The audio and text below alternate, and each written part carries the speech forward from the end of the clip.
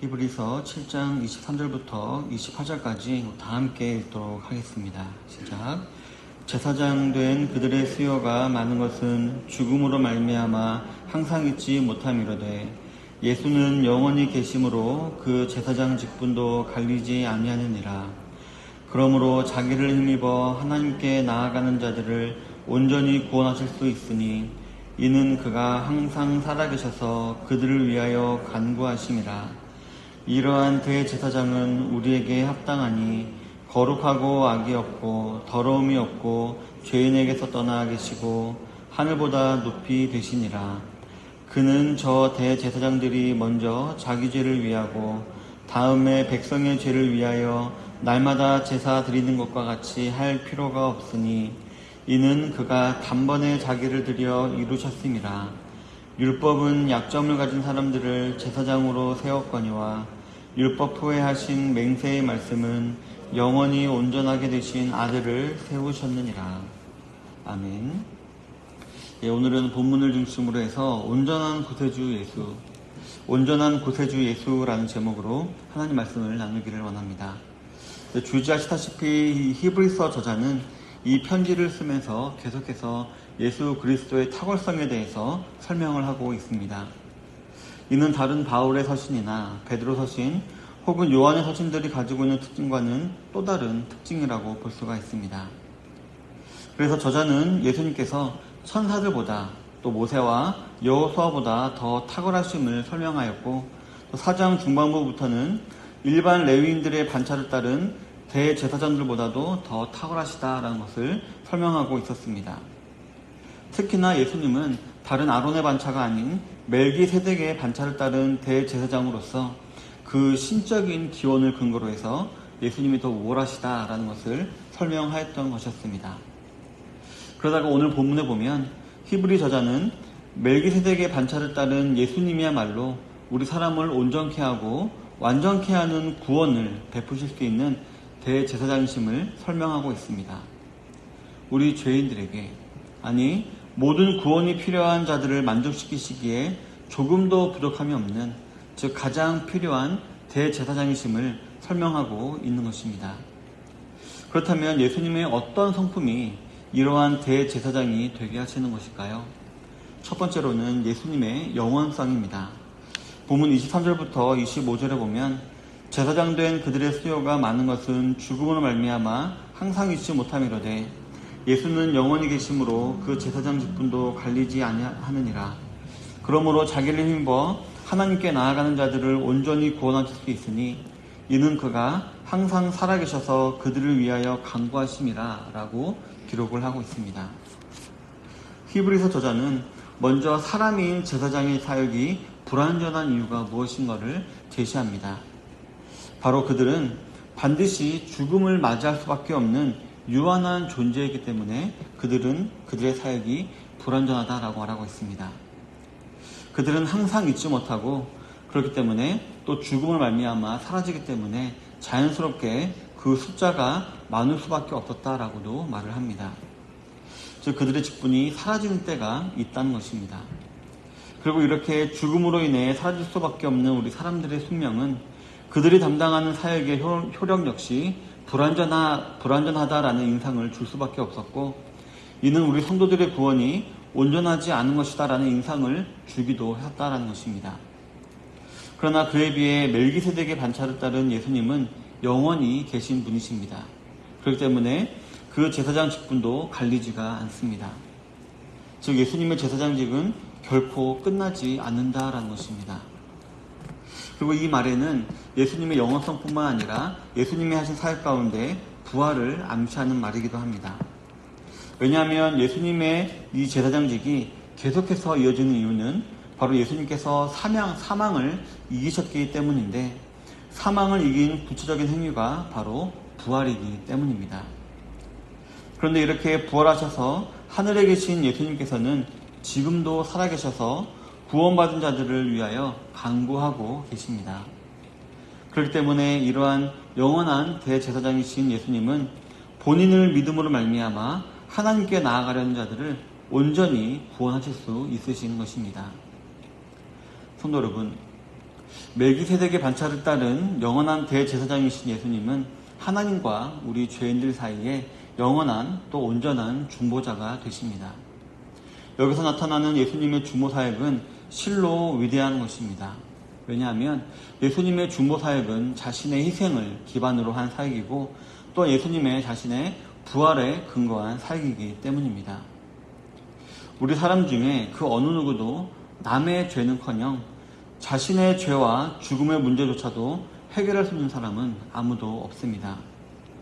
더 나아가 이런 우리에게 이 부활이라는 건 역시 불가능한 것이기 때문에 하나님 앞에서 영원히 살 수 있을 것이다 라는 확신을 주기는 더더욱 불가능한 것입니다.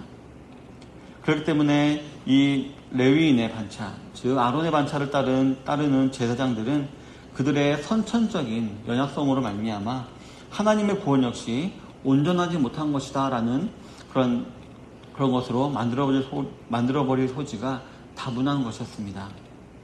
그렇지만 이 멜기세덱의 반차를 따르는 예수님은 죽음과 부활을 통한 영원성에 근거하여서 온전한 중보자 역할을 감당하셨고 그로 말미암아 우리 성도들의 영원한 구원을 보장해 주시는 것입니다. 두 번째로 예수님의 어떤 성품이 예수님으로 하여금 온전한 대제사장이 되게 하시는 것일까요? 바로 예수님의 거룩성입니다. 본문 26절부터 27절에 보면 이러한 대제사장은 우리에게 합당하니 거룩하고 악이 없고 더러움이 없고 죄인에게서 떠나 계시고 하늘보다 높이 계시니라. 그는 저 대제사장들이 먼저 자기 죄를 위하고 다음에 백성의 죄를 위하여 날마다 제사 드리는 것과 같이 할 필요가 없으니 이는 그가 단번에 자기를 드려 이루셨음이라 라고 기록을 하고 있습니다. 본문에서도 이 히브리서 저자는 멜기세덱의 반차를 따르는 대제사장이신 예수님의 탁월성을 설명하시기 위해서 먼저 인간의 연약함을 지적하고 있습니다. 27절에 보면 인간 대제사장들은 이스라엘 백성들을 대신하여 하나님께 나아가기 전에 먼저 자신의 죄를 깨끗이 해야 했다라고 했습니다. 그래서 이를 날마다 제사를 드리듯이 해야 됐다라고 말하고 있습니다. 즉 아론의 반차를 따른 대제사장들은 죽어야 될 사람이었을 뿐만 아니라 죄인들이기도 했던 것이었습니다. 그러나 이와는 대비되는 예수님의 거룩성은 남달랐습니다. 먼저 예수님은 항상 하나님을 기쁘시게 하는 삶을 사는 거룩한 삶을 사시는 분이셨습니다. 그 누구도 예수님 안에서 허물이나 죄악을 혹은 실수를 발견할 수가 없었던 것입니다. 또한 예수님은 악이 없으셨습니다. 그 안에 강교나 사악함이 없으셨고 항상 선한 것에 헌신된 분이셨습니다. 또한 예수님은 더러움이 없으신 분이셨습니다. 여기서 더러움이란 성적인 순결과 같은 단어와 같은 의미의 단어가 쓰였다라고 하는데요. 즉 예수님은 죄로 더럽혀진 적이 한 번도 없었다라는 것을 강조하고 있는 것입니다. 예전에 죄가 있었는데 용서받았다거나 그런 것이 아니라 죄로 더럽혀진 적이 한 번도 없었다라는 것을 이 본문 저자는 강조하고 있는 것입니다. 또한 죄인에게서는 떠나 계신 분이었고 하늘보다 높이 되신 분이셨습니다. 이는 대제사장으로서 하나님 앞에 나아가는 사역을 감당하기에 충분한 구별함이 있었다라는 것을 말하는 것입니다. 이러한 성품으로 말미암아 27절 말미에 보면 예수님께서는 이 히브리 저자는 그가 단번에 자기를 드려 이루셨음이라 라고 지칭하는 영원한 한 제사를 드리는 것이 어떻게 가능했는지를 우리에게 알려주고 있습니다. 성도 여러분, 이러한 거룩성을 가진 대제사장 예수님이야말로 우리 죄인에게 가장 합당한 구원주이십니다.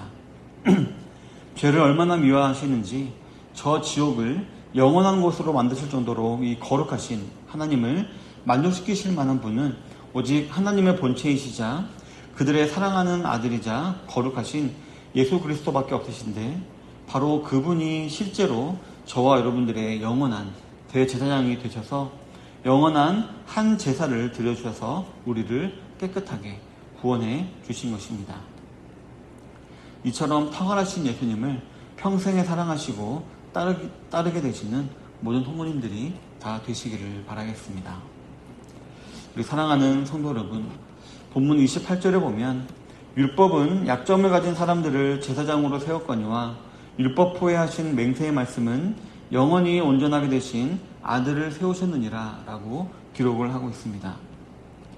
히브리서 저자는 더 대단해 보이는 제사장들도 역시 약점을 가진 사람들이다 라고 부르고 있습니다. 우리 인간의 힘으로 해결할 수 없는 연약성을 가진 우리의 본질을 자극하면서 자기 자신을 의지하지 말 것을 강하게 표력하고 있는 것입니다. 우리 사람은 절대로 의지할 만한 존재가 아니라는 것입니다. 그러면서 반대로 영원히 온전하신 우리 하나님의 아들 예수님의 탁월성을 강조하면서 오직 그분만을 의지하게 하시는 것입니다.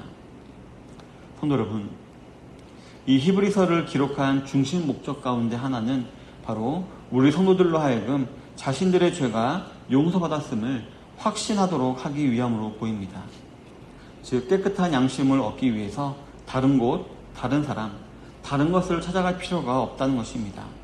오직 우리와 하나님 사이를 화목케 하는 중보 사역을 감당하기 위하여서 거룩하시고 악이 없으시며 더러움이 없고 죄인에게서 떠나 계시고 하늘보다 높이 되신 영원한 예수님께서 영원한 한 제사를 들어주심으로 말미암아 우리의 죄를 영원히 사해 주셨으니 우리는 율법이 세운 약점을 가진 사람 제사장과 온전히 영원히 되신 아들 예수님을 사이에 두고 우리는 고민할 필요가 없다는 것입니다.